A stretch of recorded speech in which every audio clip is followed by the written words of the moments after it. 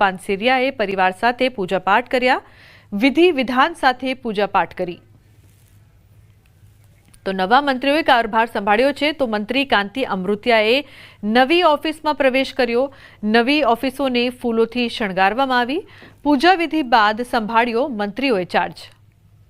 તો મંત્રીઓએ સંભાળ્યો છે ચાર્જ. મંત્રી રીવાબા જાડેજાએ પણ તેમનો ચાર્જ લીધો. પૂજા વિધિ બાદ સંભાળ્યો મંત્રીનો ચાર્જ.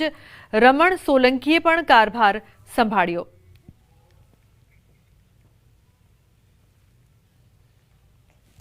મંત્રીઓએ શપથ લઈ લીધા છે અને હવે આજે ચાર્જ સંભાળી રહ્યા છે. ધનતેરસનો આ શુભ દિવસ છે અને શુભ દિવસે આરોગ્ય મંત્રી પ્રફુલભાઈ પાનસરિયાએ પણ આજે ચાર્જ સંભાળ્યો છે. પ્રફુલભાઈ, પહેલાં તો અભિનંદન. અને ખાસ કરીને હવે ગુજરાતની જનતા છે તેના આરોગ્યની જવાબદારી તમને સોંપવામાં આવી છે. જી, આજે આદરણીય મુખ્યમંત્રી ભૂપેન્દ્રભાઈ પટેલ સાહેબના દ્વારા અમને જે સોંપવામાં આવ્યું છે કાર્ય એ આરોગ્ય મંત્રી તરીકેનું, જેમાં અમે નિષ્ઠાપૂર્વક કામ કરીશું.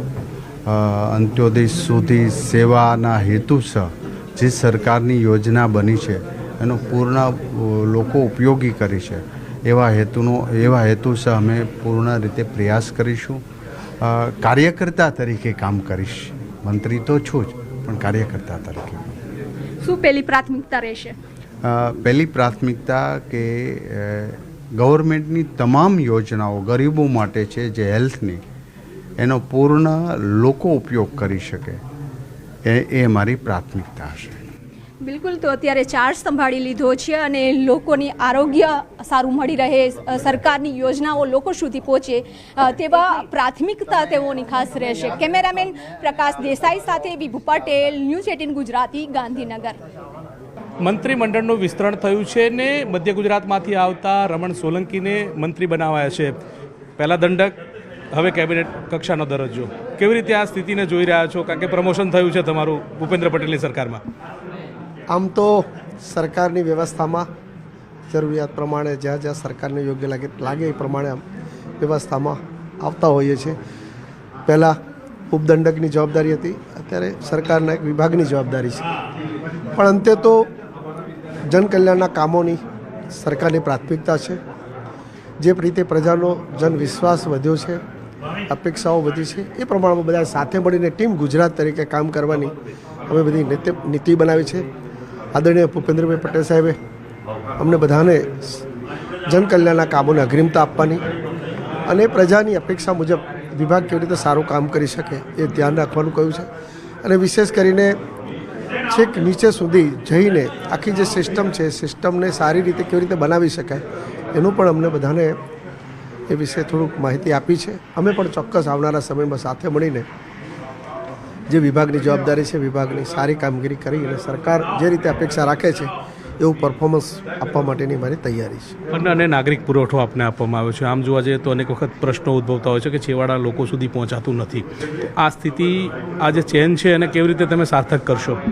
હા, એ ચોક્કસ અમે એક ટીમ તરીકે બેસીને આની ચોક્કસ વિચારણા કરીશું. થોડો પ્રવાસ પણ કરીશું, જિલ્લા સ્તરે જઈશું, છેક લાભાર્થી સુધી પહોંચીને પણ આ સિસ્ટમને પૂરી સમજીશું. અને પછી કંઈક નાના મોટા સુધારા વધારા હશે તો હું આદરણીય મુખ્યમંત્રી સાહેબશ્રીને, અમારા ડેપ્યુટી સીએમ હર્ષભાઈને પણ મળીને એ દિશામાં અમે આગળ વધીશું. મધ્ય ગુજરાતમાંથી આપ આવો છો, કોંગ્રેસનો ગઢ ગણાય છે અને ત્યાં આ પ્રકારની સેંધ વર્ષો પછી લાગી છે.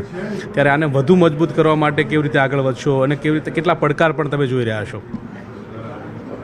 આમ તો દેશના યશસ્વી વડાપ્રધાન મોદી સાહેબે જે રીતની રાજનીતિની શરૂઆત કરી છે અને એ રાજનીતિ ખરેખર, અને આદરણીય ભૂપેન્દ્રભાઈ પટેલ સાહેબની સરકારની પણ જે પોલિસી છે કે ભાઈ પ્રજા કલ્યાણના કામોને કેવી રીતે અગ્રિમતા આપવી. પ્રશ્ન નાનો હોય કે જે એની રજૂઆત મુજબનો હોય એને સમજીને એનું સમાધાન કેવી રીતે લાવી શકાય અને એ દિશામાં ચોક્કસ અમે બધા સાથે મળીને કામ કરવાનો પ્રયત્ન 100% કરીશું. અને મને વિશ્વાસ છે કે એ વિભાગમાં જે કંઈક જવાબદારીની ભાગ હશે, સરકારનો જે કંઈક ભાગ હશે, સરકારની જે અપેક્ષા હશે એ પ્રમાણે અમે કામ કરીશું. પ્રજાના જનમતને પણ અમે ધ્યાનમાં રાખીને કામ કરીશું. મધ્ય ગુજરાત પણ તમે જોતા હશો, અત્યારે આખું મધ્ય ગુજરાતમાં સૌથી વધારે એકાદ બે ધારાસભ્યોને બાદ કરતાં બધા જ ભારતીય જનતા પાર્ટીના ધારાસભ્યો છે. સ્થાનિક સ્વરાજની સંસ્થાઓ પણ ભારતીય જનતા પાર્ટી સાથે છે.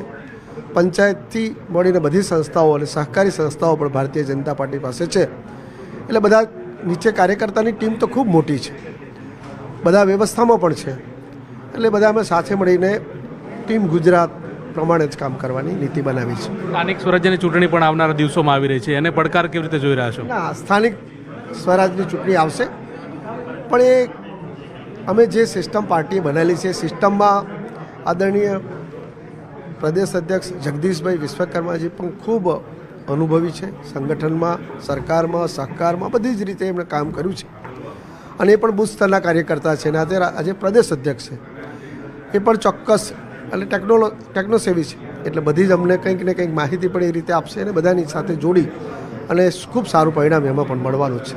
ચોક્કસ તો ખૂબ સારું પરિણામ આવનારા દિવસોની અંદર સ્થાનિક સ્વરાજ્યમાં પણ મળશે તે પ્રકારની આશા અપેક્ષા સેવામાં આવી રહી છે.